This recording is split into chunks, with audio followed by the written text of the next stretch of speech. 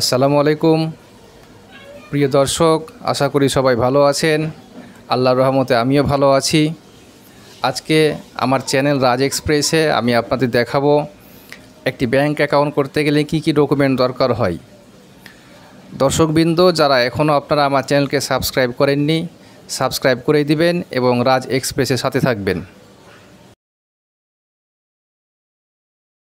একটি bank account খুলতে গেলে যেসব ডকুমেন্টগুলো অত্যন্ত প্রয়োজনীয় আমি সেগুলো নিয়ে আজকে কথা বলবো। আমি প্রথমে সেভিংস অ্যাকাউন্টের কথাই বলি। সেভিংস অ্যাকাউন্ট অর্থ হচ্ছে সঞ্চয় অ্যাকাউন্ট, সঞ্চয় হিসাব। সেভিংস অ্যাকাউন্ট খুলতে গেলে যিনি অ্যাকাউন্ট খুলতে চান বা যিনি গ্রাহক, তার এনআইডি কার্ড লাগবে, সাথে 1 কপি ফটোকপি, পাশাপাশি গ্রাহকের 2 কপি ছবি এবং ছবির পিছন দিকে সিগনেচার করিয়ে নিতে হবে এবং তার প্রুফ অফ অ্যাড্রেস হিসেবে, অর্থাৎ তার স্থায়ী ঠিকানা বা অস্থায়ী ঠিকানা সে যেখানে থাকে সেটার প্রমাণ হিসেবে তার বাসার বিদ্যুৎ বিলের একটা কপি নিতে হবে। এরপর নমিনি সংক্রান্ত কিছু বিষয় আছে।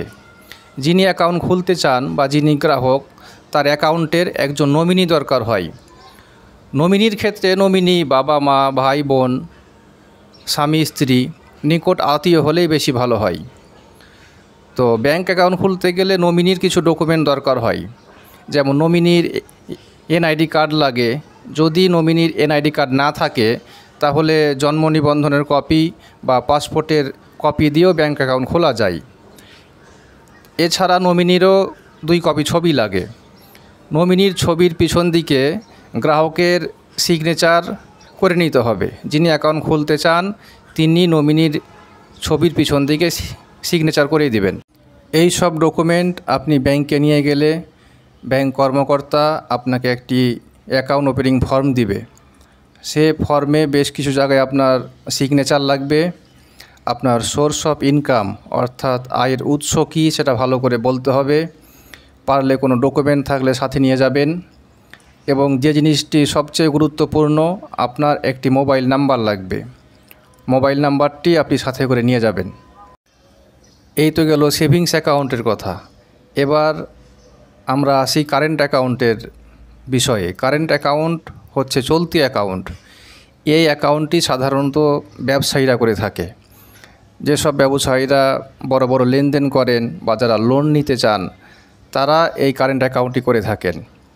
কারেন্ট অ্যাকাউন্টের ক্ষেত্রে আপনার কিছু অতিরিক্ত ডকুমেন্ট আপনাকে দিতে হবে। এই অ্যাকাউন্ট খুলতে গেলে সেভিংস অ্যাকাউন্টের ক্ষেত্রে যেসব ডকুমেন্ট আমি বলেছি সেগুলো তো লাগবেই। এর বাইরে আপনাকে আপডেট ট্রেড লাইসেন্সটি লাগবে।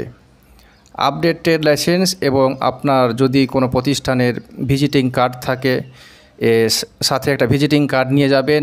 তাহলে আপনাকে ব্যাংক কর্মকর্তাদের আইডেন্টিফাই করতে অনেক সহজ হয়। দর্শকবৃন্দ, আজকে আমি সেভিংস এবং কারেন্ট অ্যাকাউন্ট নিয়ে কথা বললাম। আমি ব্যাংকিং সংক্রান্ত বিভিন্ন বিষয় নিয়ে আমার এই চ্যানেলে আমি আপডেট তথ্য দিতে থাকব। আপনারা যারা এখনও সাবস্ক্রাইব করেননি আমার চ্যানেল সাবস্ক্রাইব করে দিবেন এবং রাজ এক্সপ্রেসের সাথে থাকবেন। আসসালামু আলাইকুম।